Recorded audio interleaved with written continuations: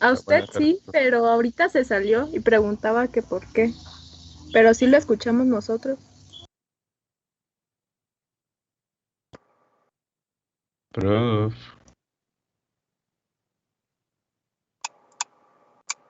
¿Y a mí sí me escuchan? Yo a ti sí, creo que el profe No es los el que no nos... escucho, jóvenes. Sí, definitivamente no. Profe, Oh. ¿nos escucha? Creo que no.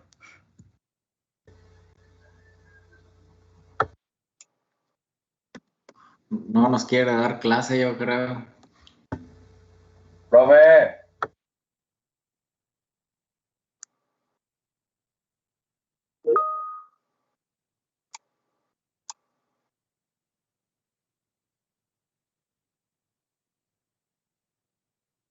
A lo mejor tiene otro dispositivo de entrada el profe.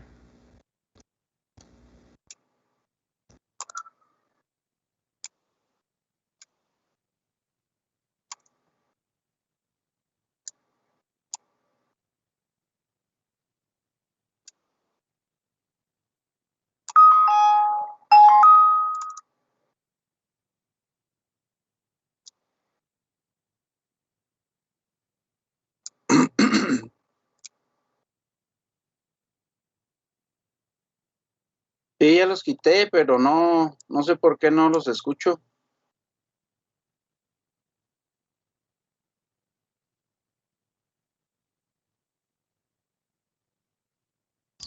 ¿Ahorita tampoco nos escucha?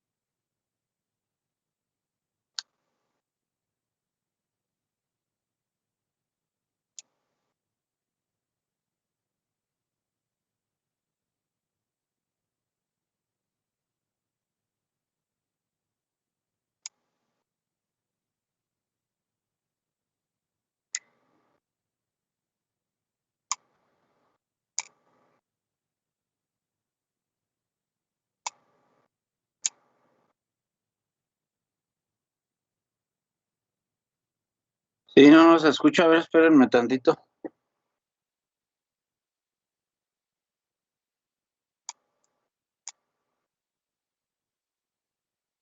A ver, ustedes díganme algo, a ver si ya los escucharon. Hola. ¿Ya nos oye, profe? Ahí está ya los escucho, no sé qué pasaría. ¿Quién Se sabe? nos apareció Juan Diego, profe. Mañana se les va a aparecer Juan Diego, jóvenes, a ustedes. No, ya se nos apareció hoy y también mañana ¿Hoy con quién? con ecuaciones diferenciales. Hace ratito, ahorita. ¿Y qué tal? Pues a ver, profe, a ver cómo nos va. Sí.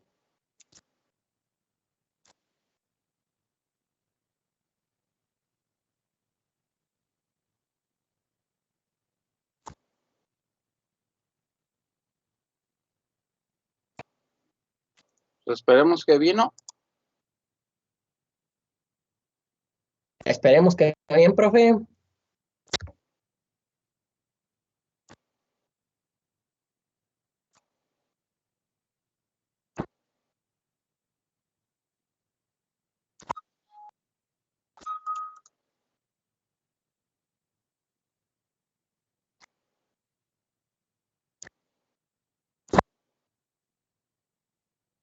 Bueno, pues órale, pues vamos a seguirle con esto, jóvenes. Ya al ratito checo, pero si algo está mal en mi compu que no me deja porque pongo así sonidos así en otro de videos así no se escuchan.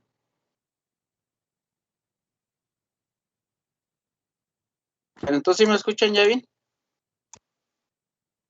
Así empezó mi compu, profe, y luego tronó. Ah, ni digas, Jorge. Es cierto, la mía también, profe. Aguas, profe, porque está peligroso. Ah, no, pues ya no, pues ya si truena ya que se hace, pues ni modo. Bueno, a ver. Déjenles comparto pantalla. Los invitaron al coloquio del hierro y el acero. Sí, profe. Y ya va, entonces mañana van a iniciar, jóvenes. No sé si ya les dijeron que iba a ser desde mañana. Desde hoy ya están programadas unas conferencias, profe. ¿Desde hoy? Ah, canijo. Sí, Bueno, de pues 4 para a los 5. que se inscribieron al crédito complementario ya desde hoy. Ah, ¿y qué actividades son desde hoy? Son unas conferencias del capítulo y ya mañana ya empieza el rally. Ah, sí, porque a mí me mandaron pues el enlace de Zoom, pero a partir de mañana. De hecho, va a ser pues a las 3. Nos van a dar en la torre, jóvenes. Sí, profe, ya iba a decirle que se iba a dar champú pues para mañana.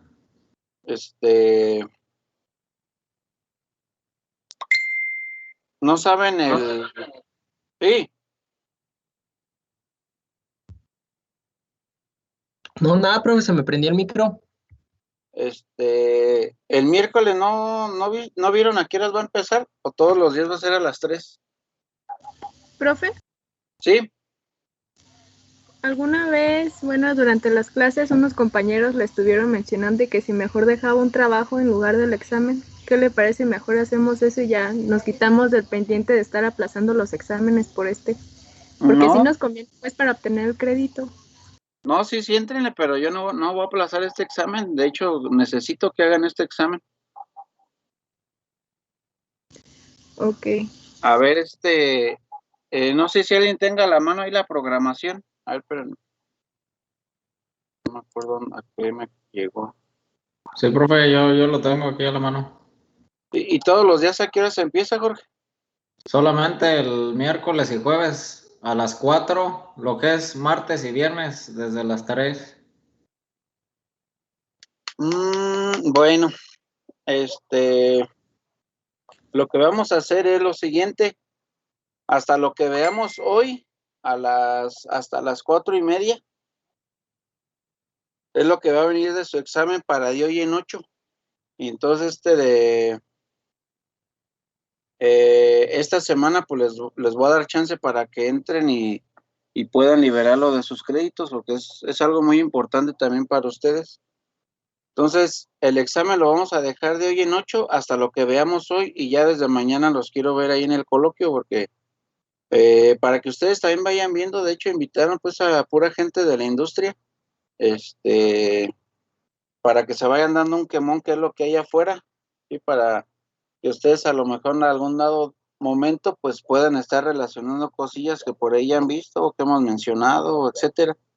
Entonces, sí es sí son eventos pues enriquecedores para ustedes. Sí, no hay que tomarlo así como, pues como un relax, ¿verdad? Que pues pongo la sesión y como no me van a pasar lista, pues ahí aparezco y ya me voy a dormir o me voy a comer o me pongo a hacer alguna otra actividad.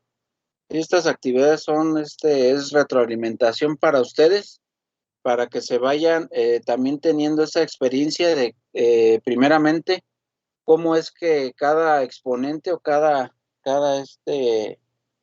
persona que va a estar participando trae preparadas sus exposiciones para que vayan viendo cómo desarrollan lo que es el contenido de su exposición y también por si hay preguntas, sí, que pues espero que haya preguntas, no se queden callados, si hay alguna pregunta, pues para eso son estos eventos, para pues tratar de, de validar algunas cuestiones que por ahí ustedes han visto y que pues tienen duda, ¿sí? Entonces, no hay ningún problema, de hecho, pues ahorita tiene una ventaja que va a ser aquí virtual y pues no los van a estar viendo, ¿verdad?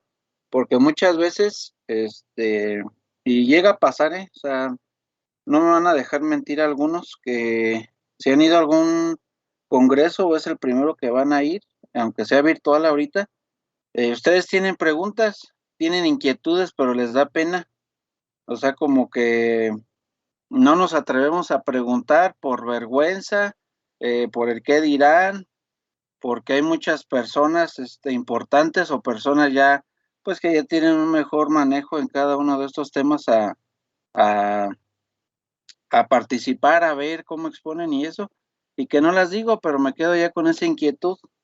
Entonces, es importante que si tienen alguna preguntita, alguna inquietud, no solamente en el ámbito, pues, de eh, operacional o en el ámbito teórico, sino también de, pues, cómo ellos se han desenvuelto, cómo se han tomado camino, cómo se han abierto camino para llegar a esos puestos, para tener pues esa iniciativa para que una vez que la empresa los tome en cuenta, pues cómo es que se tienen que desenvolver dentro de la empresa, sí, sobre todo pues en relaciones humanas, que es lo más importante para poder pues crecer en una empresa, aparte pues de la preparación de cada uno de ustedes, ¿sí me entienden? Entonces no se queden con la duda y pueden preguntar. Profe, yo tengo una Sí, pregunta. Es sí. que, bueno, no sé si usted sepa, pero es que yo no alcancé a inscribirme para tomar el crédito complementario. Entonces quiero saber si aún se puede para asistir pues a las conferencias y así, Pues yo pero digo que que sí. tomen en cuenta. Yo digo que sí, pues todavía no, ni siquiera empieza. O bueno, dicen que ya empezó por lo del capítulo, pero no sé a quién se tengan que dirigir, la verdad desconozco. Nada más sé pues que son los del capítulo y por ahí la maestra Monse es la que ha estado pues por ahí en la organización. Entonces no sé si le pueden preguntar a ella o a alguien del capítulo para que puedas hacer esa inscripción. Ok, profe, gracias. Sí, pero no, yo conmigo, pues no, la verdad, en este evento ahora sí, pues desconozco con quién no me invitaron más que pues a que contara pues con mi asistencia y todo, pero no me involucraron en esto. Bueno, entonces están de acuerdo que lo que veamos hasta hoy va a ser para su examen y el examen lo dejamos de hoy en 8.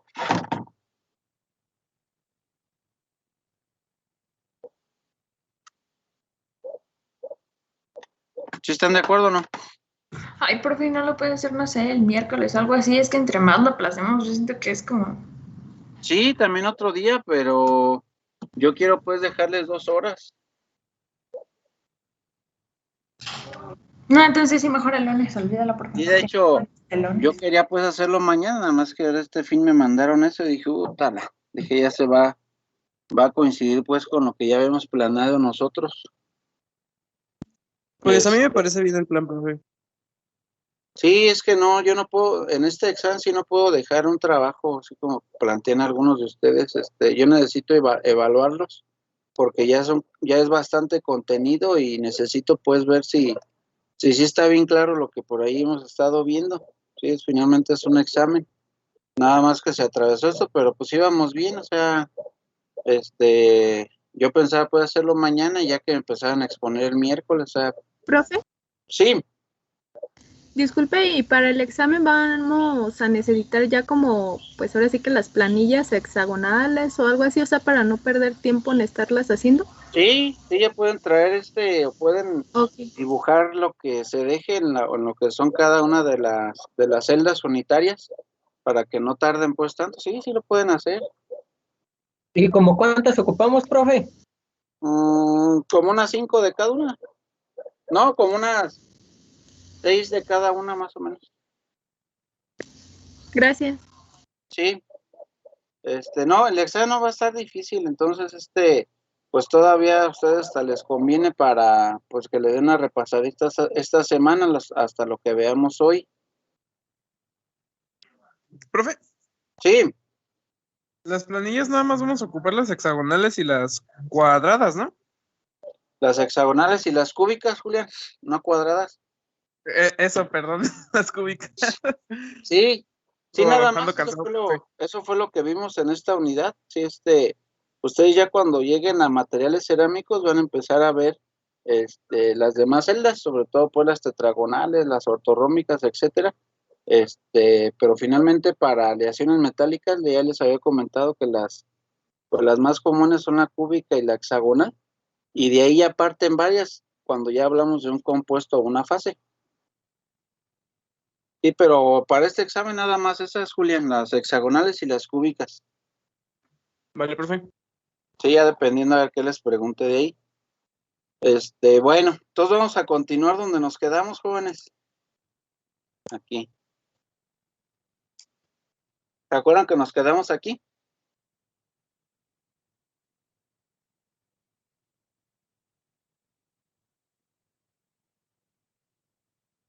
Sí, profe. Muy bien. Entonces, bueno, aquí ya ven las diferentes temperaturas y cambios alotrópicos. Y bueno, como ya les había comentado, para que el hierro se convierta en un acero, pues el principal soluto pues es el carbono, ¿sí? Y además, pues los otros elementos que tienen un efecto aleante, ¿sí? O sea, cada uno de ellos, como lo hemos platicado de algunos, me van a dar un efecto ya de manera física. Entonces, una de las maneras para ustedes, para que vayan entendiendo lo que es la formación de fases de los aceros en función de los cambios alotrópicos y el porcentaje de carbono cuando ya tenemos un acero, iba a ser el diagrama hierro-cementita.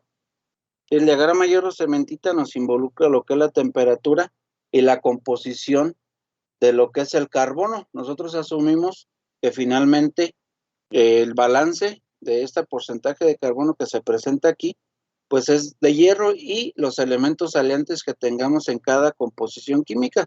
Sí, entonces, yo puedo tener un dado momento, cuando tengo hierro puro, únicamente mi estructura alfa. Sí, acuérdense, ¿qué estructura alfa, qué estructura tiene?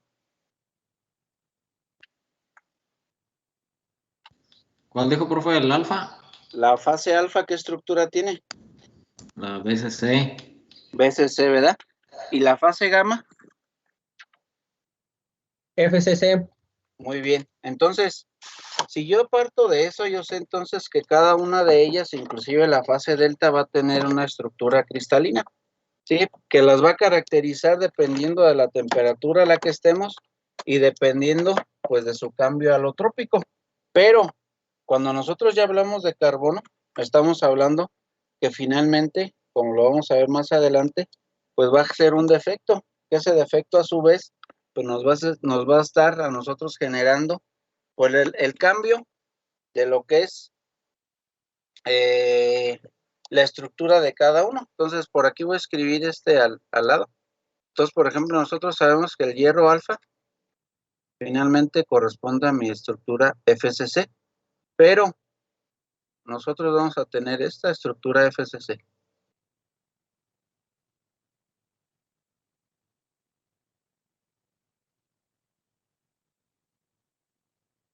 aquí nosotros ya sabemos que va a ser pues un átomo en el centro. Esta es mi estructura FCC de mi hierro alfa, ¿sí? Pero si nosotros hablamos que aquí abajo voy a tener porcentaje de carbono, acuérdense que cuáles elementos entraran de manera intersticial dentro de una red del hierro o de una red BCC. ¿El carbono? El carbono, ¿cuál más? El manganeso. No. Acuérdense que les dije y que no se les olvidara.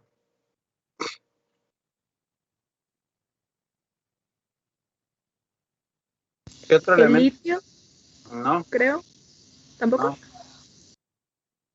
¿Eran los que reemplazaban los átomos de hierro, profe?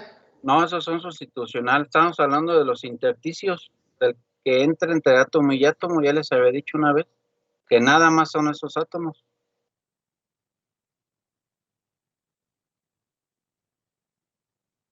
Les dije que no se les olvidara.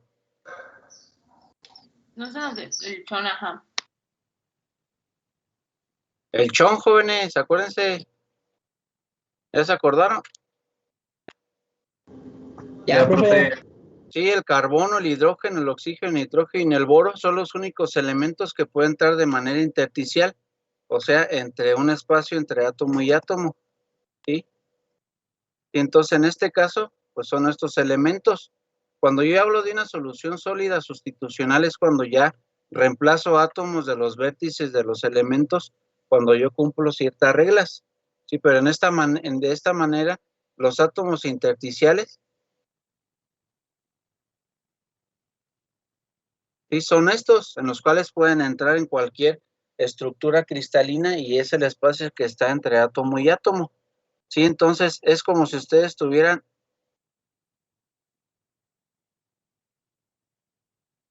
y entra un átomo de manera intersticial así. Recuerden que los átomos están unidos. Esto nomás es para representar. Entonces entra en ese intersticio. Acuérdense, pues que finalmente hay una Fe en cada sistema. Sí, que hay una DEA en cada sistema y que hay un número de coordinación en cada sistema. Entonces hay un espacio en el cual pueden entrar. Entonces, como estamos hablando específicamente de un acero, pues va a traer el carbono, ¿verdad? Entonces, cuando entra carbono de manera intersticial a una red del hierro, inclusive, este va a ser a temperatura ambiente, ¿sí?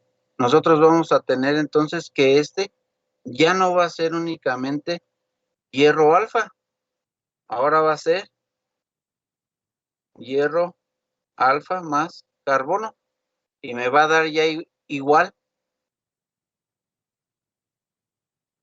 a un microconstituyente. ¿Alguien ha escuchado ese microconstituyente al unir hierro alfa más carbono?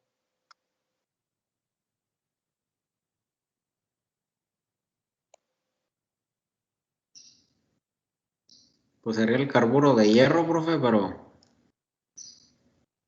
En este caso sería la ferrita.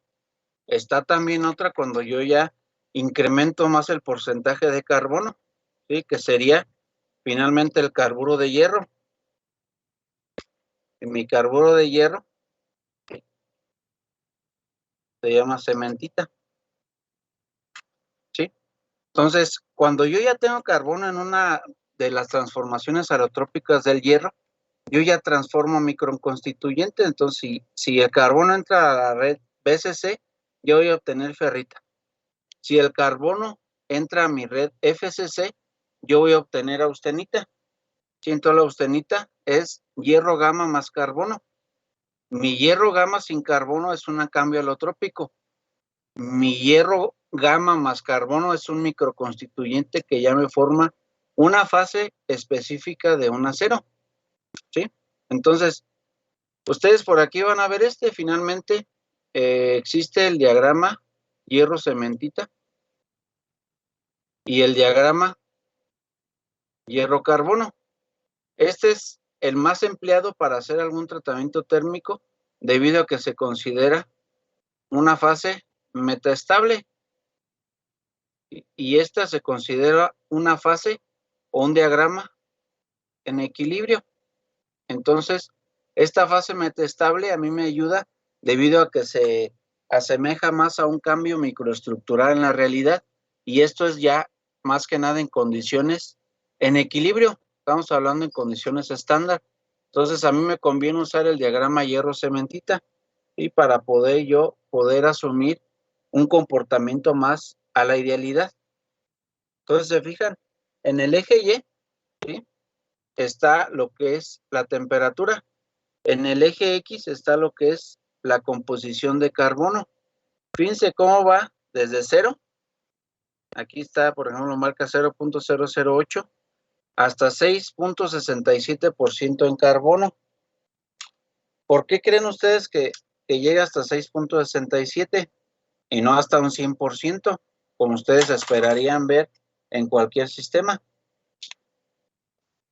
Pues no habría ninguna razón para tener tanto carbono. O no me imagino por qué tendría tanto. Pues sí hay una razón por la cual se limita hasta 6.67. Porque de hecho, cuando nosotros pasamos el porcentaje de carbono, cuando deja de ser a un acero, tenemos lo que es una fundición.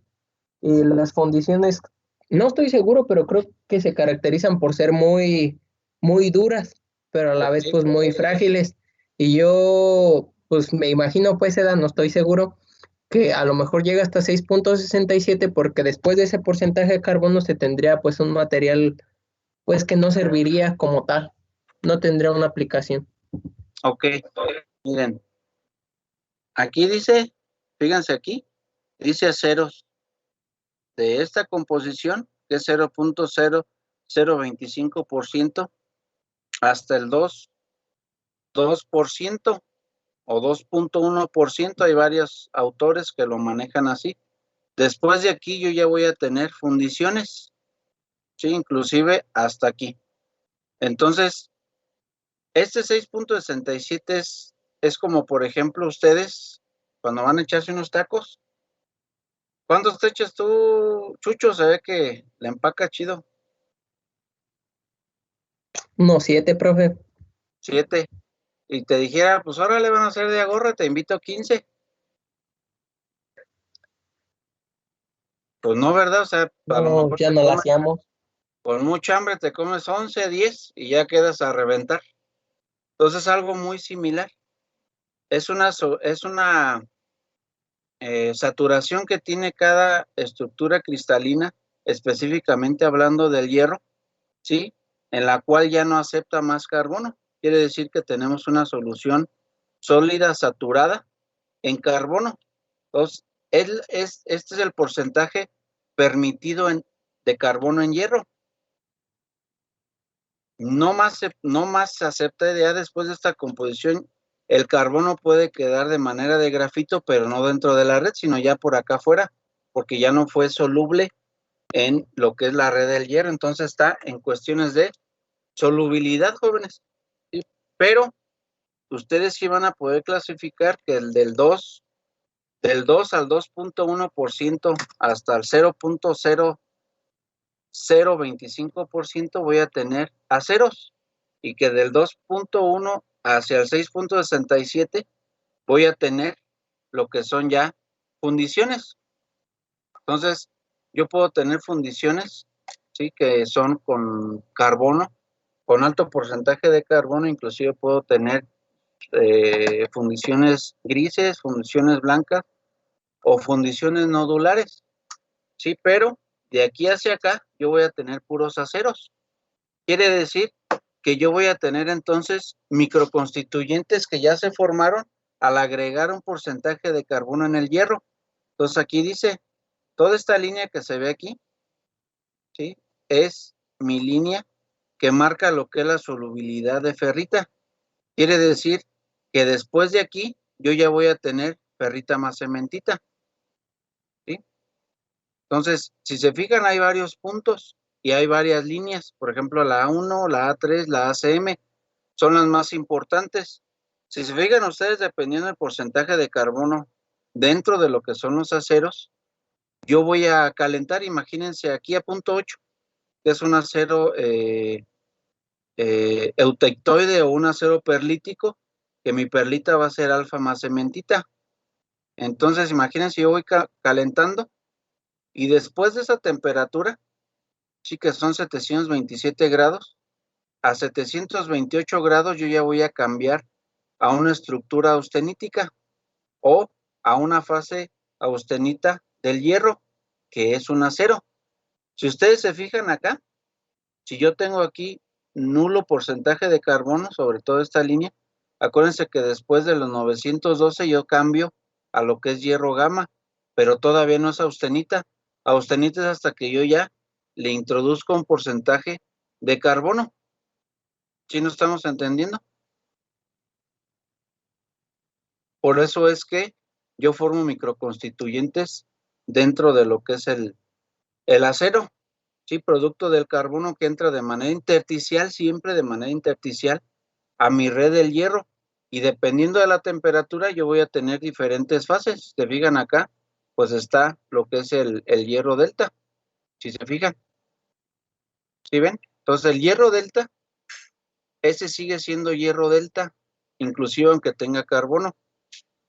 A mí no me va a interesar tanto el hierro delta en cuestiones de solidificación o en cuestiones de fusión cuando tenga carbono. Obviamente lo que sí tengo que considerar es la temperatura, pero a mí me interesa más cuando estoy en campos de austenita o en campos de ferrita, perlita o cementita, porque yo voy a tener transformaciones de fase una vez que solidifico o hago mi curva de solidificación o de enfriamiento para obtener mi microestructura final dependiendo de este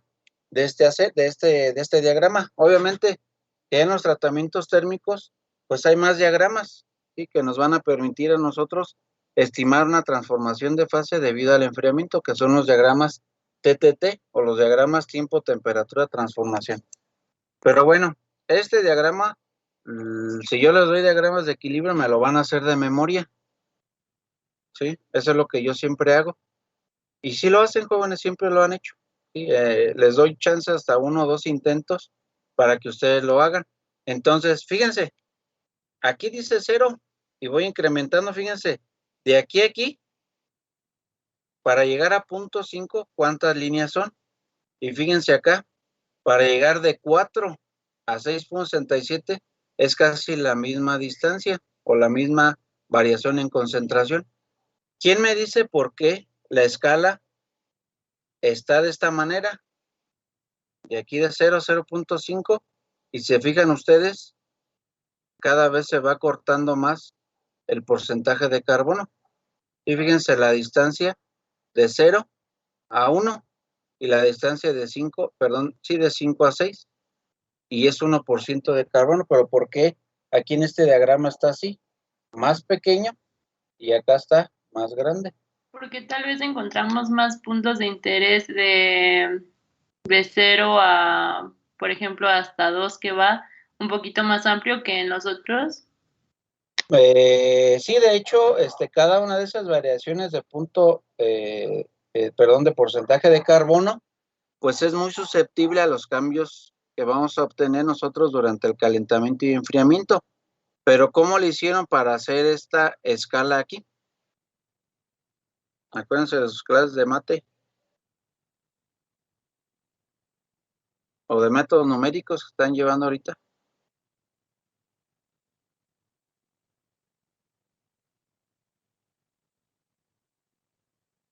¿Alguien? Pues para hacer eso siempre hacíamos como una escala logarítmica, profe. Muy bien, Jorge. Exactamente. El porcentaje de carbono, ya sea en el diagrama de equilibrio hierro-carbono o en el diagrama hierro de equilibrio hierro-cementita, está ajustada a una escala logarítmica. ¿Para qué? Para que las cantidades pequeñas se hagan grandes y las cantidades grandes se hagan pequeñas. Porque como dice su compañera, yo puedo tener algún cambio muy significativo si yo voy variando aquí el porcentaje de carbono en punto 1, punto 2, punto 3. Por eso yo tengo que extender esta escala, que sea pequeña, y que acá ya cuando yo tengo alto porcentaje de carbono, sea más pequeña debido a que ya no va a haber más cambios significativos. ¿Sí me entienden? Por eso es que se ajustó esta escala de esta manera, ¿sí? Y obviamente cada uno de estos es un campo en equilibrio, pero donde nosotros ya tenemos este hierro, ¿sí? De manera BCC, pero este BCC, acuérdense que yo voy a tener mi carbono aquí, ¿sí? ¿Cuánto? Pues dependiendo, si ya sea punto 1, punto 2, punto 3, punto 4, punto 5, dependiendo hasta 6.67, o sea, yo puedo estar saturando, ¿sí? Cada uno de estos. Acuérdense que esto es representación y yo tengo más celdas unitarias, ¿sí? Y voy a estar añadiendo carbono dependiendo de qué grado de acero yo voy a estar tratando o en un dado momento fundición. Fíjense que casi siempre hemos tenido la idea de que una fundición no sirve o que una fundición tiene pues pobres propiedades mecánicas debido a que como tiene alto porcentaje de carbono siempre va a ser frágil, pero las fundiciones tienen una aplicación muy grande todavía, ¿sí? Obviamente en la antigüedad, por ejemplo, se hacían monoblocks de fundición, por eso eran unos carros muy, muy pesados, ¿sí? De hecho, por eso, pues se generaban carros hasta de 8 cilindros para poder, pues, mover toda esta masa que teníamos nosotros, o que se tenían esos carros por allá antiguos, por el peso. Pero obviamente ya ven que han escuchado, no, pues si un carro de los de antes chocara con un carro de los nuevos, no, pues lo deshace y pues un BMW de ahorita que es hasta fibra de carbono, pues no va a aguantar y pues un Maverick del 70, del 65, pues va a quedar intacto. ¿Se han escuchado? Sí. ¿Verdad? Entonces, no por ese simple hecho de decir, no, pues ya las fundiciones no sirven, ya las fundiciones quedan descartadas y nos vamos a aleaciones ligeras y aceros. No, de hecho, las fundiciones tienen también una aplicación muy grande. De hecho, en la Volkswagen, por allá en Puebla, todavía manejan mucho lo que es la fundición de hierro nodular para los monoblocks de la Volkswagen. Entonces van a decir, pero pues ¿por qué hierro nodular? Pues ¿por qué no de acero? Bueno, el hierro nodular sí va a pesar, pero tiene una cualidad. Hagan de cuenta que el hierro nodular es una matriz ferrítica con nódulos de grafito. Entonces va a permitir una cierta ductilidad manejando una alta dureza. Pero para fabricar un hierro nodular, pues el proceso de fabricación es mucho más caro que un hierro gris o un hierro blanco o fundición blanca, porque se agregan porcentajes de ceria o itria para poder hacer los nódulos de grafito y que no queden dentro de la red de la ferrita, incrementando lo que es una fracción volumétrica de la ferrita mayor y generando nódulos de grafito, pero fuera de lo que es la ferrita, pero dentro de la red. Entonces, por eso todavía se sigue fabricándose. Además, tiene muy buenas propiedades mecánicas y disminuye lo que es un poco lo que es la fragilidad al hablar de un hierro gris o un hierro o fundición blanca, sí, que son muy, muy duros, ¿sí? Sí estamos de acuerdo. Entonces, de hecho, algunos trascabos todavía se hacen de hierro nodular. ¿No se acuerdan se acuerdan que hace mucho, por ejemplo, las palas que se utilizaban en minería, pues ese era una pieza completa? Sí, o sea, las palas de los trascabos para poder transportar y estar, cuando se hacían las barrenaciones y detonaciones, pues estar transportando todo ese mineral. Entonces, obviamente, metían un trascabo con una pala para poder llenar los carros esos que por ahí han visto que parecen casas. No sé si los han visto. Los que jugaban ustedes de chicos de la marca Tonka, ¿se acuerdan? O Caterpillar. Sí, profe, ya nos los mostró la maestra de Monse. Sí, pues esos carros finalmente es para transportar toneladas de mineral para después llevarlos pues a trituración, molienda, etcétera, ¿verdad? Pero pues obviamente dependiendo de la mina, ya sea a cielo abierto, por ejemplo, pues tiene que recorrer varios kilómetros para llevar pues a la planta concentradora de mineral. Pero a lo que voy, esos trascabos finalmente, o la pala que se utiliza para poder cargar el mineral demolido, pues tiene dientes, no sé si han visto.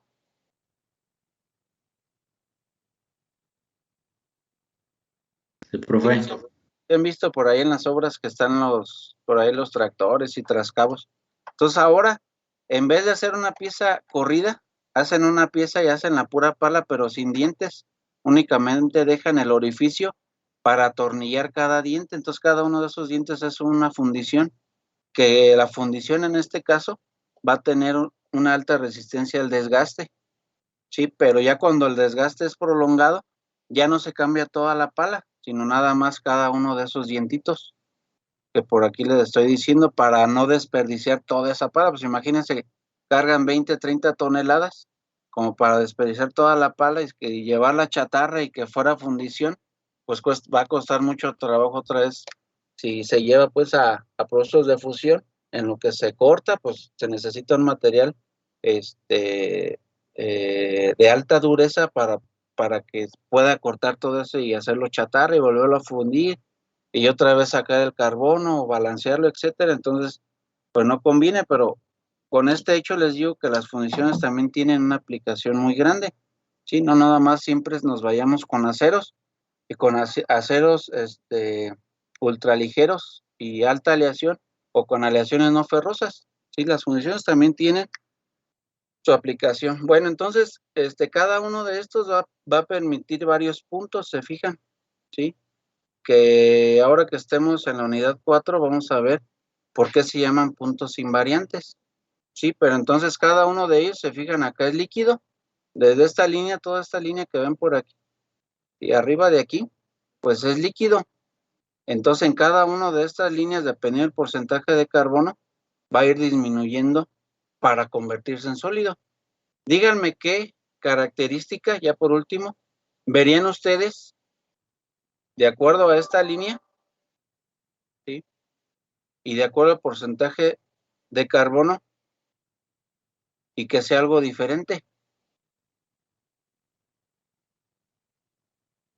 Esta línea roja, ¿qué ven de diferencia de acuerdo al porcentaje de carbono en esta línea, que es la línea líquidos? ¿Quién me puede decir?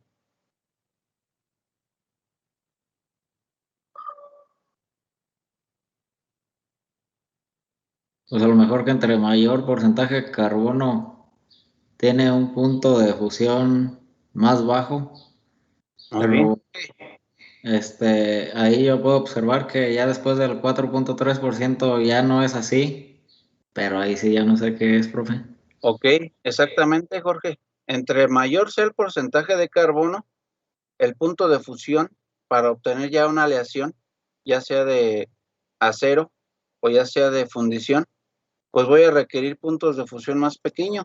Por eso en algunas empresas que fabrican fundición, pues tienen hornos, ¿sí?, de inducción, que inclusive si llegan a, por ejemplo aquí, si llegan a 1400, a 1150 grados, pues ya tienen líquido.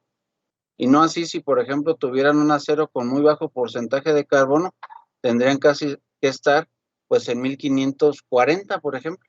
Entonces ya esta diferencia en temperaturas ya marca mucha diferencia, porque estamos hablando pues de kilos, toneladas, etcétera. Dice Jorge, pues es que ya de aquí no sé qué pasa. Bueno, lo que pasa de aquí es que yo voy a incrementar aquí atrás mi temperatura debido a que esta línea que está aquí, que me marca los 6.67, que marca la máxima solubilidad de carbono en hierro, da la casualidad que aquí está un componente intermetálico, que es la cementita. Entonces, para yo fundir la cementita, de aquí, tengo que ahora que incrementar, porque la cementita me absorbe energía o me absorbe calor, ¿sí? Si se fijan, la cementita es un componente intermetálico que está unido de un metal con un metal y que finalmente la cementita, por decirlo así, forma un cerámico. Por eso la cementita o el carburo de hierro es un material muy duro, pero muy frágil. ¿sí? Esa es la característica que me da a mí al tener esta cementita y obtener a mayor porcentaje de carbono, mayor dureza, ¿sí? Pero hay que ver entonces cuál es la clasificación de los aceros y cuál es la clasificación de las fundiciones dependiendo del porcentaje en carbono. ¿Sí nos estamos entendiendo? Ahora bien, yo si por ejemplo voy a fabricar un acero, pues yo tengo que partir desde líquido para llevar a colada continua, obtener mis cristales, ¿sí? Ya con mi red, con mi crecimiento de red, de cada una de mis fases, para finalmente cambiar a un estado final cuando ya extraigo todo el calor. ¿Sí han escuchado colada continua? ¿Sí han visto? Indirectamente sí han visto, es cuando ustedes han visto por ahí los lingotes al rojo vivo que van saliendo de manera curvo.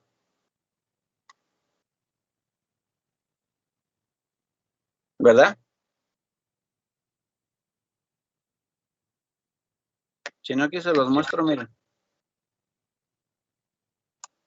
La colada continua involucra lo que es un distribuidor de acero líquido que viene desde lo que son las ollas de refinación, que es la última etapa donde se hace el afino químico.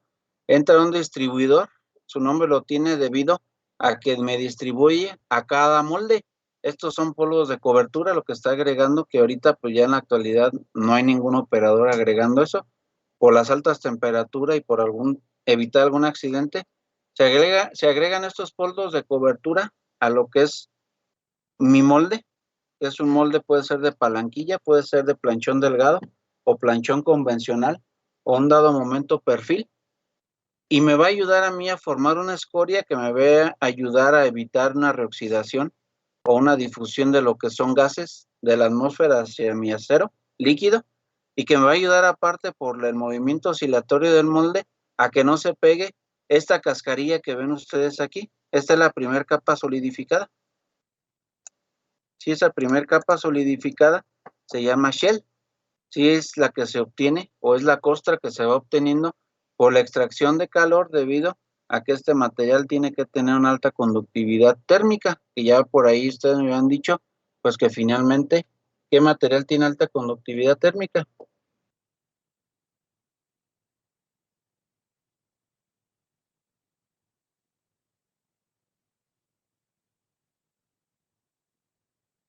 ¿Qué material, jóvenes?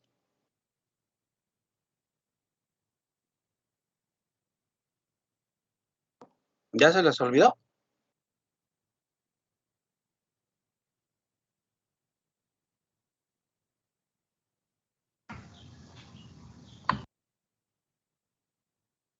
Bueno, ahí existen varios materiales, sí, pero uno de los mejores elementos para conducción de calor, pues es el cobre. Probablemente este cobre tiene por aquí una ranura en la cual va refrigerada con agua pura. Si esa agua pura me ayuda a que no se funda y a que se extraiga rápido el calor e ir generando mis productos semiterminados ya. Mis productos semiterminados conforme se va solidificando cada uno de estos productos semiterminados. Sí, aquí en la superficie se agrega agua para seguir extrayendo el calor, en la cual se forma una cascarilla. Es una cascarilla de óxido de hierro principalmente, que después con un decapado se elimina, ¿sí? Para que quede una pieza semiterminada limpia. Sí, aquí todavía yo en la superficie ya tengo sólido, aunque se vea el rojo vivo. Si me voy a mi diagrama hierro-carbono, estamos en temperaturas austeníticas, ¿sí? En campo austenítico todavía no estamos por debajo de la línea A1, ¿sí? De acuerdo al diagrama. Entonces, después de aquí, todavía yo dentro de esta palanquilla, tengo todavía líquido, que todavía se va extrayendo el calor para que quede ya solidificado, obteniendo una estructura de colada dentro de esta palanquilla. Obviamente de aquí, como por aquí lo vimos, ¿sí? Esta es palanquilla, ¿sí? De aquí, este es perfil, esta es palanquilla y planchón convencional. todavía existe planchón delgado, en el cual omite pasos en los trenes de laminación. Obviamente de esta palanquilla se puede llevar a lo que es la obtención de varilla corrugada mediante un trefilado o alambrón o alambre recocido galvanizado ya como un producto terminado.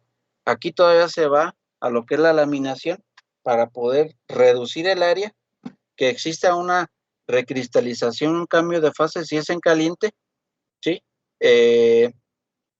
Y por lo tanto se puede llevar a embutido profundo o a ser utilizado para la línea blanca, como lo que es la lámina. O sea, esta composición química, el acero debe que tener pues una alta maleabilidad, y este acero con la composición química que tiene debe que tener una alta ductilidad para formar hilos, y en este caso para formar láminas, ¿sí? Para un proceso futuro como producto ya terminado. Obviamente todos estos aceros ya obtenidos y enfriados hasta temperatura ambiente hay cambios microestructurales. Si estamos hablando de acero, podemos tener, y dependiendo del porcentaje de carbono, podemos tener estructuras ferríticas, perlíticas, o estructuras de perlita más cementita, por ejemplo, o cementita más perlita, o perlita o ferrita más perlita, etcétera. Sí, esos términos los van a ver un poquito mejor en lo que son diagramas de equilibrio, pero al obtener nosotros esas microestructuras finales, nosotros todavía tenemos oportunidad mediante un tratamiento térmico de modificar toda la estructura en estado sólido. Entonces tiene una virtud muy gigante al tener un cambio alotrópico en nuestras aleaciones. Cuando no hay cambios alotrópicos, lo que podemos generar nosotros no es un cambio de fase, pero sí podemos generar una recristalización o un cambio en lo que es el tamaño de grano, ¿sí? Aunque sea la misma fase, pero todavía nosotros podemos inducir endurecimiento por una deformación en frío, ¿sí? ¿No estamos entendiendo? Bueno, entonces eso sería como lo que involucra los cambios alotrópicos, jóvenes. Sí, por ahí ya les dejé una tarea, sí, que es la proyección estereográfica, que la aplicación fundamental es para la identificación de planos. Sí, pero bueno, ya si ustedes por ahí, si alguien encontró, no he revisado sus tareas porque les cambié la fecha para mañana. Hay algunos que ya inclusive vienen ahí los planos en todo el hemisferio norte y sur, y que ya están establecidos, ¿sí? Entonces, para eso me sirve, y pues tiene muchas aplicaciones, sobre todo en cuestiones geológicas, ¿verdad? Entonces, lo que sigue, sí es lo que es difracción de rayos X, ¿sí? Es un tema muy, muy importante, sobre todo para cuestiones de caracterización. Sí, lo que vamos a ver a continuación. ¿Sí vamos bien, jóvenes? ¿Nadie se me ha dormido? No, profe, ¿qué andamos? Bueno, entonces, bueno, para nosotros poder entender la difracción de los rayos X, ¿sí? Primeramente debemos que entender cómo se generan los rayos X, porque es algo muy diferente. ¿Sí? Yo puedo tener rayos X o puedo tener difracción de rayos X. Ustedes van a decir, bueno, ¿cuál es la diferencia? Bueno, los rayos X son los que yo formo a través de un tubo, ¿sí? Y que consigo trae una longitud de onda y un poder energético.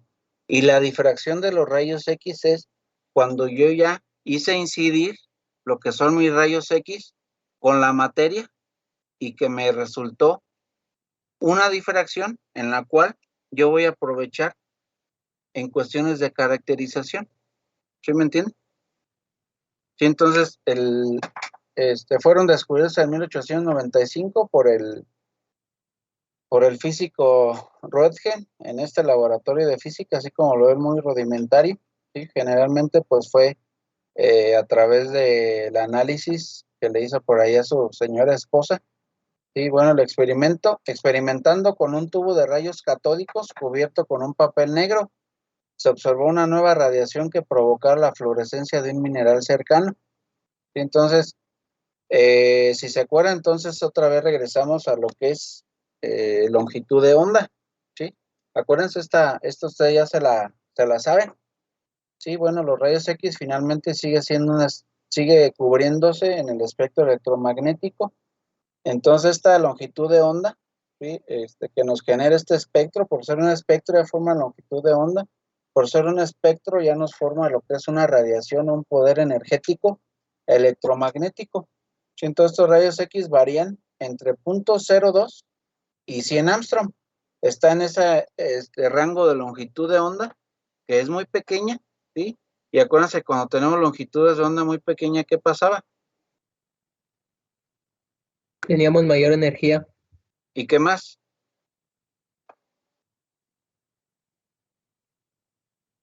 Mayor frecuencia. Y una mayor frecuencia, ¿verdad? Acuérdense que finalmente cada ciclo me correspondía a mí a tener un comportamiento sinusoidal, y cada ciclo, si yo tenía una frecuencia más pequeña, perdón, una frecuencia muy alta, pues iba a tener más ciclos, o sea, cada 2pi iba a tener más 2pi, cuando estamos hablando de comportamiento sinusoidal, como lo vimos en técnicas, iba a tener más frecuencia, o sea, más número de repeticiones de ciclos, o sea, más periodos, en un tiempo igual al que si yo tuviera una baja frecuencia, con una longitud de onda más grande, tendría una baja energía, como lo ven pues aquí en el espectro electromagnético. Entonces, fijan ustedes, a una alta frecuencia, una pequeña longitud de onda y en alta energía. Entonces, por acá estamos nosotros en rayos X, ¿sí? En este caso, ¿sí? Acuérdense que nosotros veíamos lo que era la radiación visible, infrarrojo, por ejemplo, en algunas de las técnicas, e incluso ultravioleta, de las técnicas de análisis, ¿verdad? Pero ahora en este caso vamos a tener rayos X. Y en todos los rayos X, bueno, se propagan siempre en línea recta, jóvenes. La velocidad de propagación es similar a la de la luz, ¿sí? Hagan de cuenta, pues que debe que cumplirse por ahí leyes físicas como la constante de Planck, ¿sí? Para decir que la velocidad de propagación es similar a la de la luz. Ioniza en el aire, ¿sí? Entonces, generalmente cuando nosotros tenemos un generador de rayos X, nosotros debemos que tener un vacío, y ese vacío para que no se ionicen con el aire, y la longitud de onda, mi frecuencia y mi energía no se vean afectadas en mi escala de espectro electromagnético. Y acuérdense que finalmente si hubiera aire, pues se desvían cada una de estas radiaciones y se minimiza lo que son ya sus propiedades. Entonces tiene que estar al vacío. Se pueden imprimir películas fotográficas, así como por ahí lo veíamos nosotros cuando estábamos niños, íbamos a la Cruz Roja, y alguien, si por ahí se rompió algún huesito o algo, pues le entregaban con un acetato.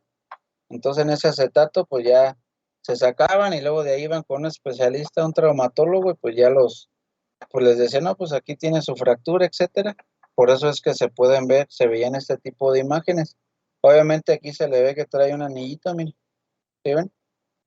¿Por qué se ve más oscuro este anillo? ¿Y por qué cuando vamos a sacarnos una placa de rayos X, por qué nos dice quítense las cadenas, aretes, piercing, donde lo traigan, se lo tienen que quitar,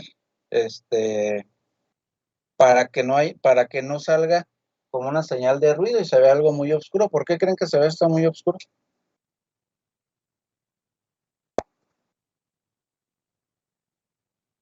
De hecho, la primera radiografía de la historia, la mano de la esposa del físico Röntgen con el anillo de matrimonio, miren.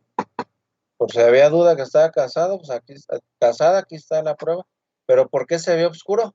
¿Se fijan? Todos estos son sus dedos. Acá pues le falta el otro dedito y el de acá. Porque absorbe la luz, profe, absorbe la radiación al anillo, ¿no?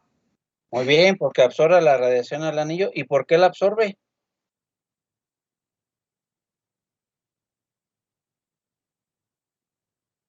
Por lo que habíamos visto en técnicas que decía de lo de la absorbancia y la transmitancia, que cuando nosotros le incidamos un haz de luz, siempre va a haber un porcentaje de luz que se absorbe y otro que se refleja. Y eso es característico de cada material. Ok. Si se fijan ustedes aquí, por aquí se ve más clarito y aquí más oscuro lo que dice su compañero Jesús y Jorge está bien. Pero ¿qué más? O sea, ¿qué tiene que ver el anillo? ¿Qué diferencia habría que yo tuviera un anillo de oro, un anillo de cobre o un anillo de, no sé, de acero inoxidable? Dice su compañero Chucho que es dependiendo del tipo de material que nosotros estamos incidiendo lo que es esta radiación.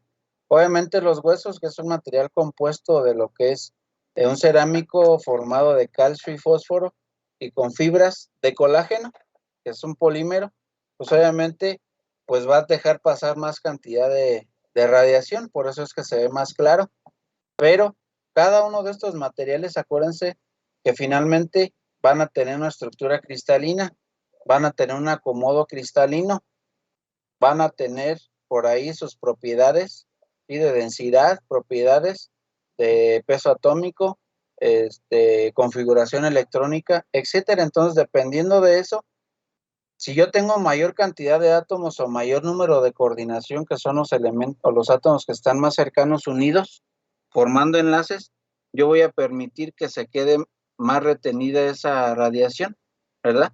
Por eso es que se ve más oscuro, porque no me va a dejar pasar cierta cantidad de radiación o longitud de onda y que va a ser absorbida por esta materia.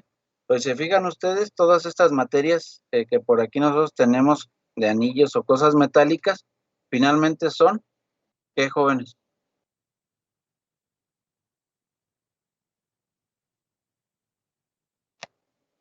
Son cristalinos, jóvenes. Sí, acuérdense que si nosotros tenemos materiales cristalinos, tengo más o es más propenso a que absorban radiación o luz en un dado momento. Si yo tengo un material amorfo como el vidrio, por ejemplo, pues me va a dejar pasar toda esa radiación, ¿verdad? ¿Sí me entienden? Pueden atravesar materiales opacos a la luz. Entonces, ¿cuáles de las razones por las cuales son peligrosos los rayos X? De hecho, cuando hay rayos X o hay un tubo generador de rayos X cercano, pues evitan que haya bebés o que haya por ahí señoras embarazadas. De hecho, a las personas que están en gestación o hay bebés pequeños, pues no les permiten sacar radiografías. ¿Por qué?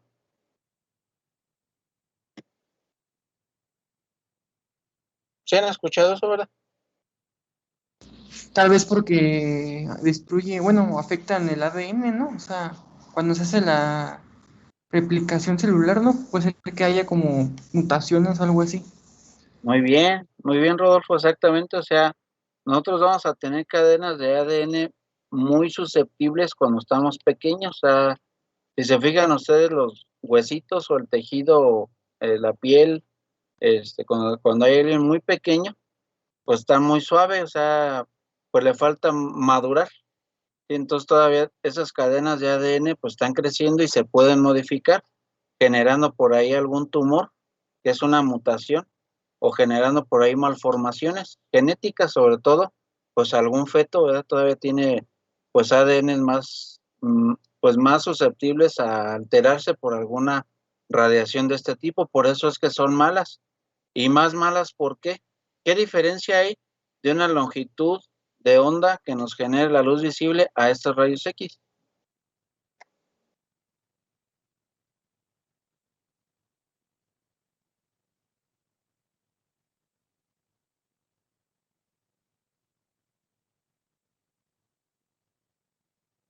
¿Qué diferencia o qué ventaja o desventaja o qué le ven ustedes si yo comparo estas dos radiaciones?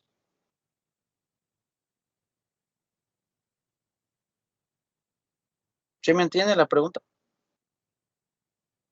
Pues a lo mejor porque como ya habíamos comentado, profe, pues la longitud de onda o la luz visible se encuentra entre los 400 y los 700, por ahí 750 nanómetros.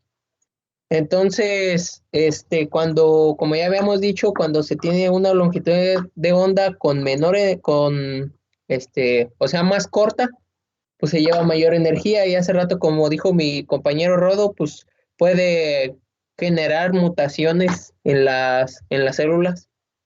Ok, entonces, para sintetizar su comentario de su compañero, yo la longitud longitud de onda de la luz visible, pues yo sí la puedo percibir con mi ojo humano, porque tengo una longitud de onda más larga o más grande, menos energía, menos frecuencia, mi ojo humano puede alcanzar a verla, ¿verdad? Pues lo que nosotros vemos, pero si estamos hablando de rayos X, como tiene una longitud muy pequeña, más frecuencia y más poder energético, no se ven.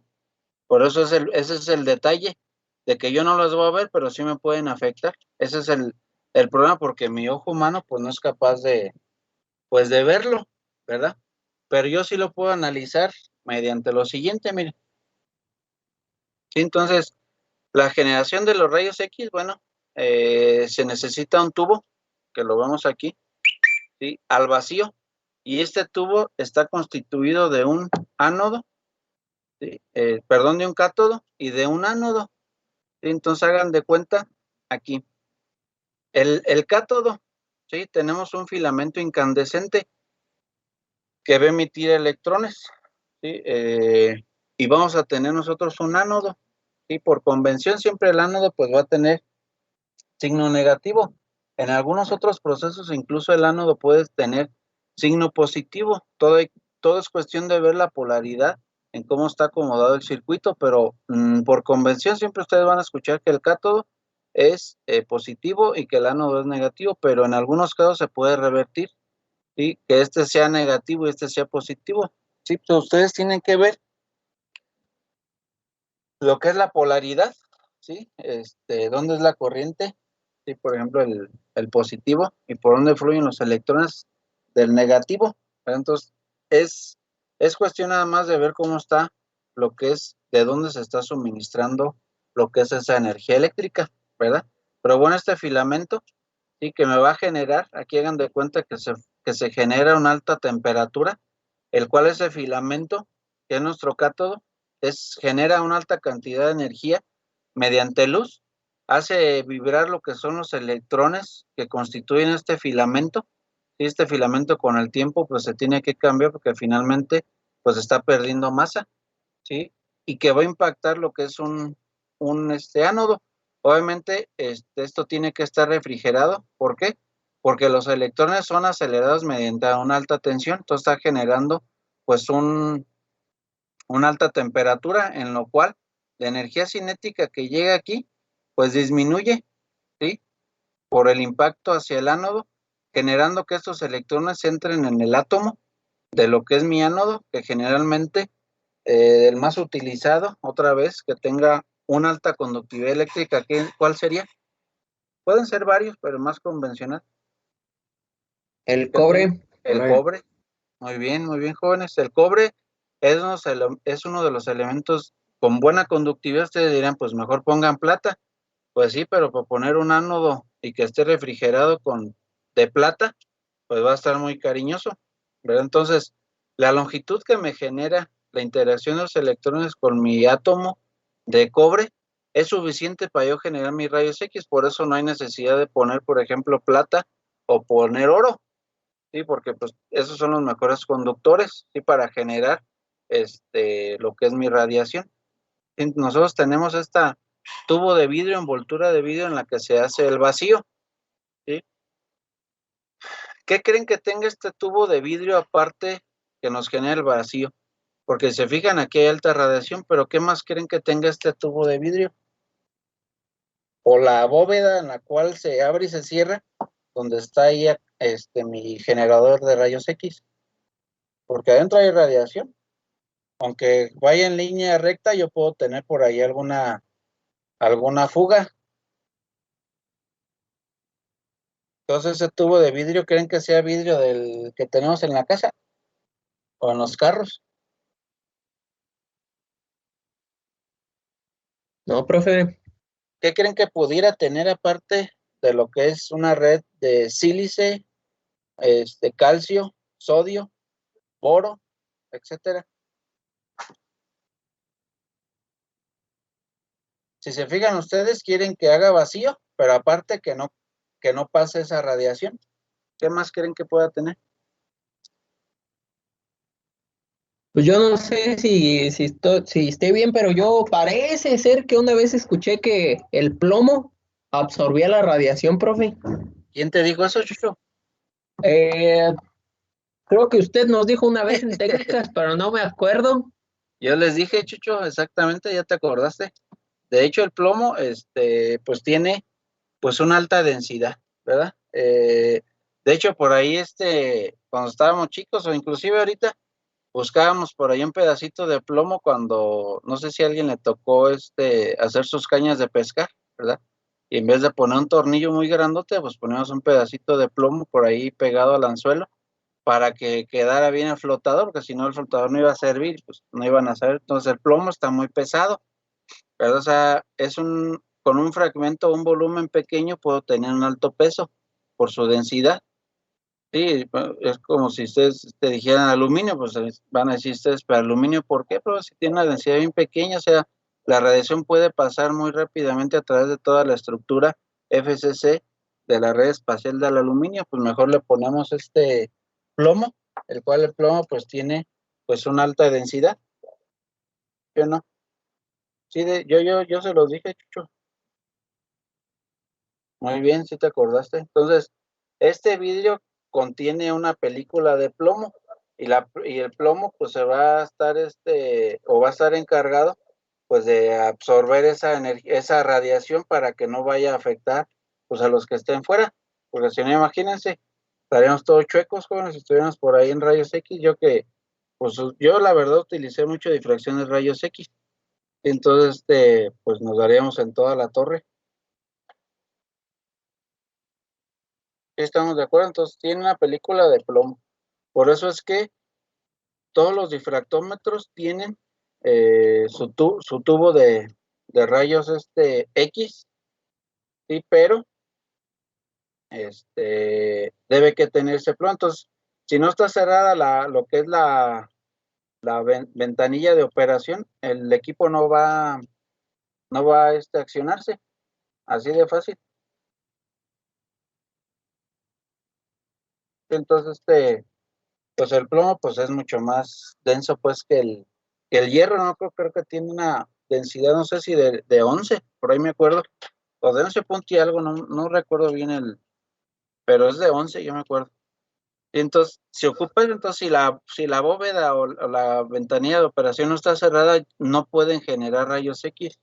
Entonces, simplemente tiene que estar cerrada, es como pues una seguridad que se tiene para que empiece a generarse los rayos X y que no vayan a afectar a nadie. Entonces los electrones chocan con el ánodo y producen los rayos X. ¿Sí? O sea, hay una desaceleración, ¿sí? O sea, aquí son acelerados y aquí llegan y rebotan.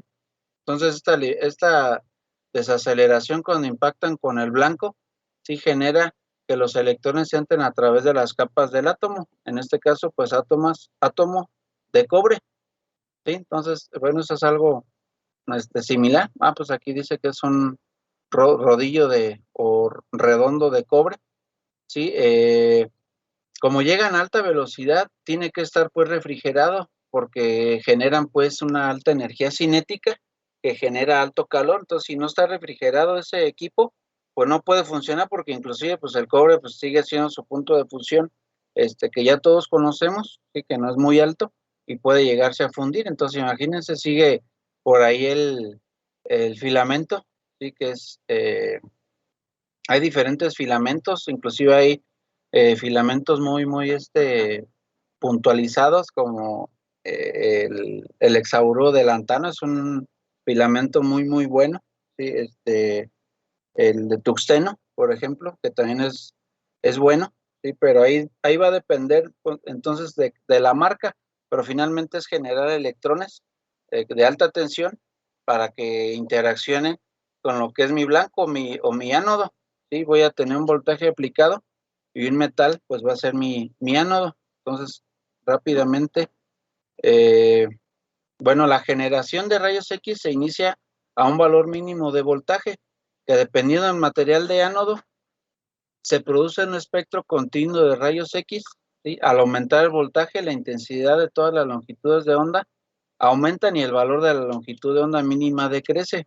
¿Cómo funciona eso? Entonces yo voy a tener una intensidad relativa, voy a tener una longitud de onda. Fíjense, aquí tenemos 20 kilovolts, ¿sí? 30 kilovolts, 40 y 50. ¿Se fijan ustedes? Yo voy a generar un espectro continuo en la cual va a depender de lo que es el voltaje aplicado. ¿Sí? Se fijan aquí, pues es un voltaje muy alto. Entonces, todo este voltaje muy alto, como estamos hablando de electrones que inciden sobre mi blanco, voy a generar una alta temperatura.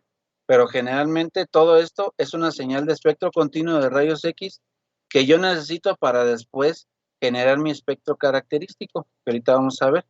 Entonces, es una radiación blanca, por analogía a la luz blanca, que contiene todas las longitudes de onda. ¿Sí? Esa es una analogía, por eso también se puede denotar como radiación blanca, dependiendo, les digo, de lo que es el voltaje aplicado. Fíjense, si yo, por ejemplo, aplico 50, fíjense cómo va aumentando esta longitud de onda. Entonces, si yo voy aumentando más, obviamente la longitud de onda se tendría que estar yendo hacia acá, pero pues generaría más calor, entonces también no me conviene. Entonces, una vez que yo genero lo que es mi espectro continuo de rayos X, sigue lo que es mi espectro característico, que es el que yo quiero, ¿sí? Entonces, hagan de cuenta que este es mi espectro continuo. Todo esto que estamos viendo aquí, dependiendo de los kilovolts que estamos aplicando. Y después me generan estos espectros característicos, KB y K alfa. ¿Sí? ¿Para qué me sirven a mí estas dos intensidades? Dice aquí, la longitud de onda, aquí dice, la longitud de onda de rayos X generados a partir de un ánodo de molibdeno a 35 kilovolts. Fíjense aquí, más o menos estamos punto 7, como 0.075, que sería mi longitud de onda. Entonces, aquí se utilizó un ánodo de molibdeno. Se pueden utilizar diferentes ánodos, pero ahorita vamos a ver cuál es la diferencia de utilizar cada uno de ellos. Pero no pierdan el dato, más o menos aquí está como a 0.075, 0.070. Entonces aquí va a ser como 0.075 por ahí, más o menos, que sería la longitud de onda característica. Esta K alfa es la longitud de onda que yo quiero para mis rayos X, para la generación de mis rayos X, porque se generan también K beta, K alfa.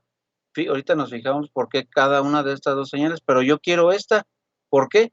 Porque esta señal K alfa es la señal de radiación de rayos X, que es la que va a alcanzar a interaccionar con mi muestra y es la que me va a generar la difracción de rayos X.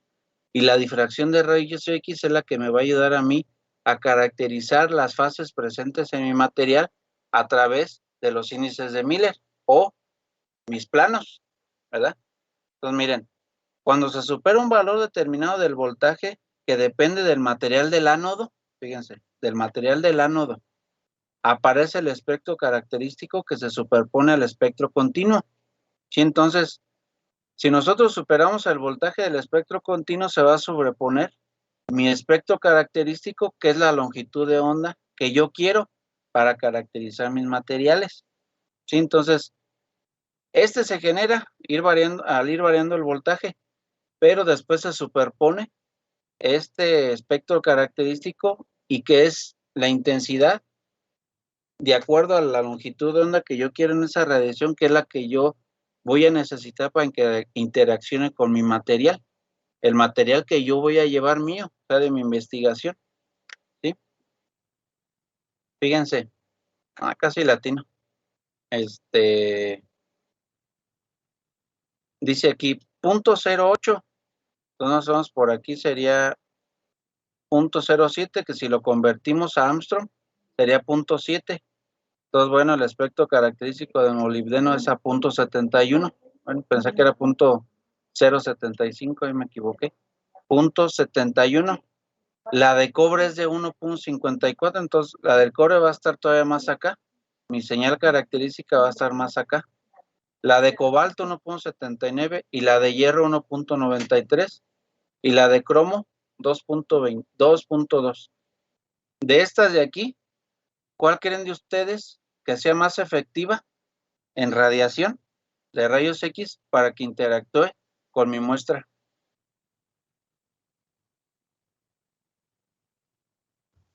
La de molibdeno.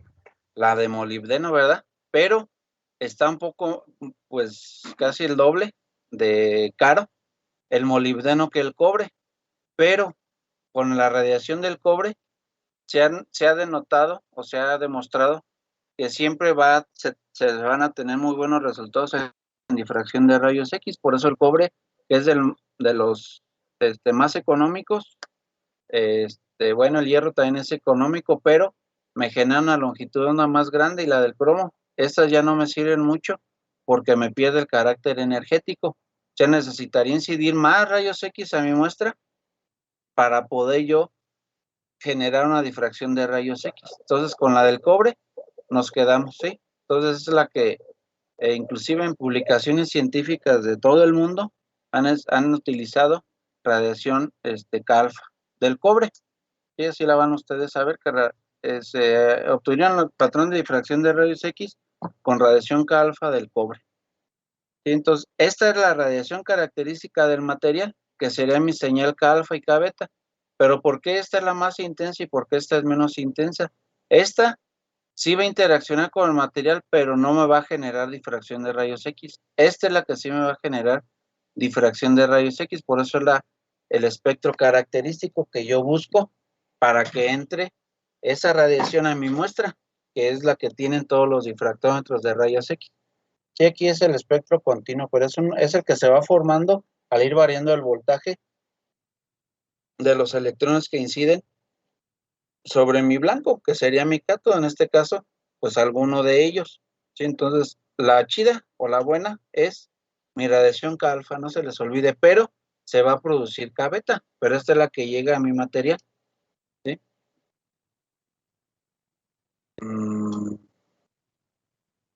Así está, miren. Entonces, ¿cómo se genera el espectro continuo? Imagínense que este es un átomo. Aquí está lo que es mi núcleo formado ¿de qué, jóvenes? ¿De qué está formado el núcleo? Protones y neutrones. Protones y neutrones. Protones y neutrones, ¿verdad? Sí, que si nosotros lo vemos, bueno, aquí se ve bien, miren, aquí tiende a ser circular, ¿sí? O tiende a ser pues esférico, pero si quitan estas líneas, que es una línea imaginaria, así en la realidad no está, ¿sí? Estaría el núcleo así, es como si tuvieran, como saben cómo se me figura, como cuando nosotros tenemos un chicle y ya lo vamos a tirar y ahí medio lo hacemos bolita, pero no queda siempre de manera esférico, quedan ahí medianas, ahí por ahí 2, 3 mordidillas que le dieron y queda así medio irregular. Así es como en la realidad se podría ver el núcleo de un átomo, ¿sí? No es totalmente esférico, ¿sí? Pero se podría tener esta forma irregular, pero está formada pues de protones y de neutrones, ¿sí? Entonces cada una de ellas, después de lo que es el núcleo, siguen mis capas. Mis capas que dependiendo de la configuración electrónica, voy a estar manejando electrones en cada una de esas capas. Acuérdense de los niveles SPD, que por ahí ustedes hacían de ejercicios en sus clases de química.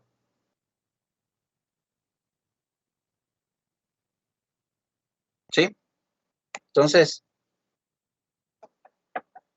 es como si ustedes tuvieran aquí los niveles. ¿Sí? Acuérdense que nosotros también podemos marcar niveles como 1, 2, 3, 4, etc. ¿Sí? Nosotros también podemos marcar niveles como niveles K, L, M, N, etc. ¿Sí? O S, P, D, F. Entonces, imagínense que este es mi orbital, que es el más cercano al núcleo, que es el K. y este es el L. Imagínense que por acá ustedes tienen otro orbital. Perdón, si me sale chueco. Muy chueco me salió. El M, ¿sí? Entonces imagínense que yo voy a incidir mis electrones, ¿sí? Entonces mis electrones van a llegar y van a quitar un electrón de lo que es mi capa acá. Entonces, cuando yo quito, o cuando mi radiación, que estamos hablando de radiación, mi aleación, K alfa,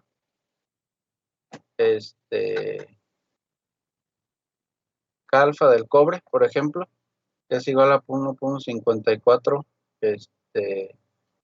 Armstrong, va a llegar aquí uno de los orbitales, llega a la más profunda, que es la K, me quito un electrón de aquí, y un electrón que está de la capa L, llega y va y se posiciona el electrón que por ahí se salió, que por ahí me quitó el electrón que venía, perdón, la señal de mis rayos X, de mi señal o de mi espectro característico hacia aquí, me quita mi electrón, llega otro de la orbital L y llega y lo cubre, otra vez va a estar aquí mi electrón. Cuando sucede este brinco, de aquí es lo que llamamos nosotros señal de rayos X, ¿sí? Ese es, hagan de cuenta que todo este átomo es mi ánodo, de cobre, sí, que me va a generar mi señal característica K alfa, que finalmente, ¿dónde está? Serían los electrones que vienen de mi cátodo, ¿sí? Los que estoy incidiendo sobre mi ánodo de cobre o mi blanco, ¿sí? Entonces, llega la capa acá, quita un electrón, inmediatamente un electrón de la capa L va y cubre este electrón que fue eliminado, y aquí es cuando se genera esta radiación de rayos X. Por eso acá dice, el paso de la capa L a la K, que sería esta capa L a la K, produce la radiación K alfa, que es mi radiación de espectro característico, ¿sí? O sea, es esta. Y también se va a generar, cuando tenemos nosotros paso de la capa M a la K, produce una radiación K beta. O sea, si yo sustituyo una aquí y de la capa M viene y se sustituye aquí yo voy a generar K beta, ¿sí? Y aquí, de esta a esta, voy a generar K alfa. Esta es la buena, ¿sí? Aunque también se me genera, pero con una longitud de onda o una intensidad más pequeña. Fíjense, sí, yo voy a tener una intensidad más pequeña que esta. Entonces, aquí es de la L a la K y aquí es de la M a la K. ¿Sí ven? Pero mi longitud de onda, se fijan aquí, va a ser como de .63 Armstrong, y aquí pues es 1.71, ¿sí? Entonces se generan estas dos, pero la buena pues va a ser esta. Y es lo que estamos viendo aquí. Entonces este electrón viene y cubre aquí, genero K beta, pero yo quiero en realidad el de L acá, quiere decir que son las capas más internas de mi átomo de cobre, que me va a generar mi radiación K alfa, que es característica y que se produce a una longitud de onda de 1.54 Armstrong, ¿sí? O 0.154 nanómetros, como ustedes lo quieran ver. ¿Sí no estamos entendiendo? Entonces, esta es la buena. Esta también se genera, pero en una intensidad más pequeña y con una longitud de onda, pues, más pequeña, pero yo lo que quiero es que sea intensa mi señal. ¿Sí nos vamos entendiendo, joven?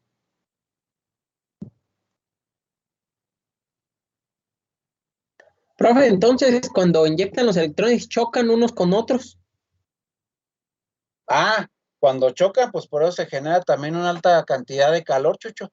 No, sea, pero eso es lo que genera la radiación, profe. O sea, eso es lo que genera No. los rayos X. Lo que genera los rayos X es cuando un electrón viene de los exteriores y quita un electrón de uno de los orbitales del átomo de cobre, inmediatamente un átomo que está en la orbital siguiente se viene y cubre este, y aquí es cuando genero yo mi radiación rayos X.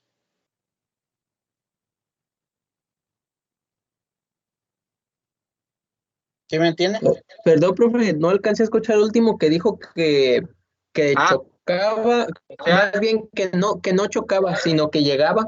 Y ya después ajá, ya no escuché. Si me los podías repetir, por favor. electrones que se generan del filamento del hexaboruro de lantano o de tuxteno, por ejemplo, son acelerados bajo un alto voltaje, una alta tensión, y esos electrones van a irradiar sobre un blanco. Ese blanco va a estar constituido pues de un átomo o muchísimos átomos de cobre.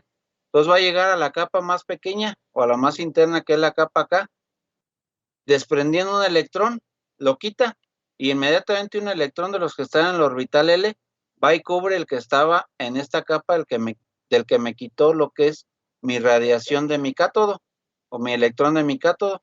Y al momento de que se genere este brinco es cuando yo genero esta rayos X característicos con mi radiación K alfa. Por eso aquí dice, el paso de la capa L a la K produce una radiación K alfa. Esta es la que yo quiero, que es esta.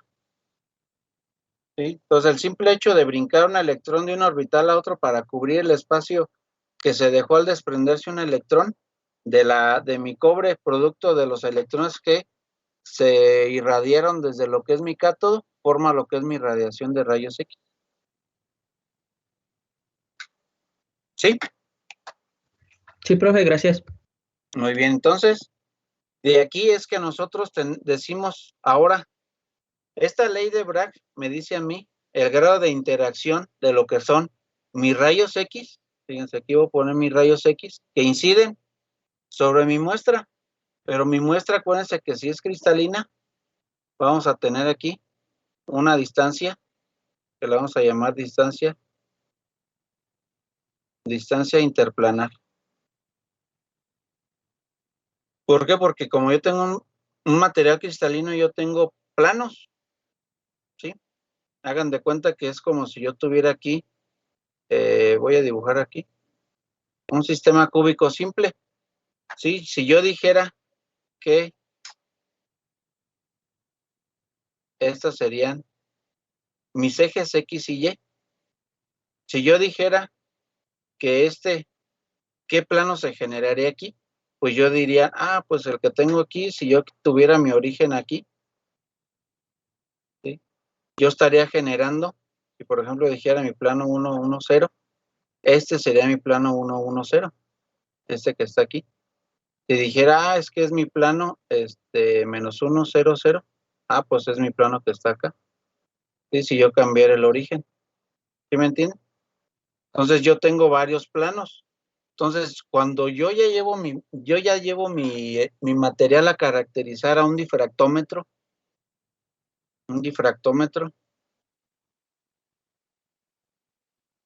de rayos X, ¿sí? Yo voy a incidir mis rayos X sobre mi muestra. Imaginen que esta es mi muestra, ¿sí? Donde mi muestra va a ser cristalina, ¿sí? Y donde yo voy a tener aquí un sistema coordenado, pues lo tenemos acá.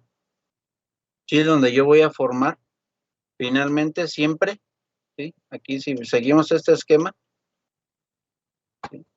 En mi incidencia, un ángulo recto en los dos lados, voy a estar generando aquí mi teta, que sería que sería mi ángulo, ¿sí? Y estaría generando aquí mi otro teta o mi ángulo complementario. Se hagan de cuenta que es como si fuera un espejo, y lo que se genera aquí y que incide sobre mi muestra es lo que voy a generar igual de este lado, pero acá yo ya lo voy a llamar DRX, ya no nada más radiación de rayos X, sino difracción de rayos X. Toda la información que se trajo de aquí van a ser mis índices de Miller, H, K y L, que es el que me va a dar a mí, por consiguiente, mi fase a partir de mis planos. ¿Sí? Entonces, como yo genero una distancia interplanar aquí, yo voy a decir que cuando se cumpla mi famoso 2 teta, que sería este teta y este teta, voy a cumplir lo que es mi ley de Bragg, que es n lambda 2 veces de seno de teta. Sí, porque acá yo tengo otra D, miren. Entonces lo que pasó aquí se reflejó acá 2 veces. Entonces, n va a ser igual al orden de reflexión ¿sí? Que generalmente puede ser 1, 2, 3 o 4, dependiendo de los filtros que por ahí se tengan para modificar esta radiación, pero generalmente siempre en todos los equipos es igual a 1. Lambda es mi longitud de onda. No sé por qué se pone esa línea. Longitud de onda. ¿Sí? D es mi distancia interplanar, pues ya lo puse ahí. ¿Sí? Y seno de teta, pues sería el ángulo de difracción.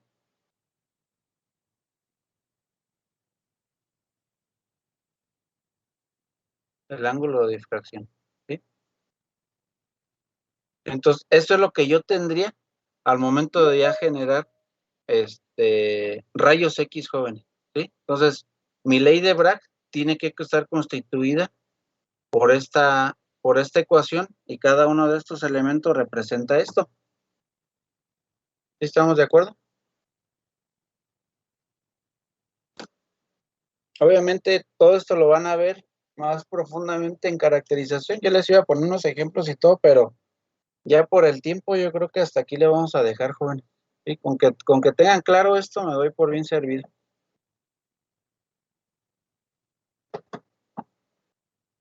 ¿Alguna Profe, duda? Sí. ¿Cree que nos pueda compartir esa presentación? Lo que pasa es que como estamos en una, bueno, yo estoy en otra ponencia y ya desde que inicié esa ponencia ya ni siquiera estaba poniendo bien atención, ya me perdí luego aquí de lo que estaba explicando usted. Sí, se las paso. Ahí sí, si nos puede hacer el favor, porque pues, para darle una repasadilla ahí Sí, yo se leve. los paso, jóvenes. Entonces hasta aquí va a venir su examen, jóvenes.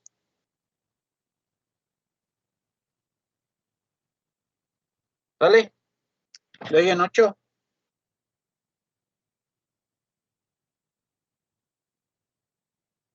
¿Está bien? Sí, maestro. Profe, Sí. Dale, vale, profe. el laboratorio también queda para la próxima semana, ¿verdad? Sí. Ok, gracias. Ya les, cambié la fecha.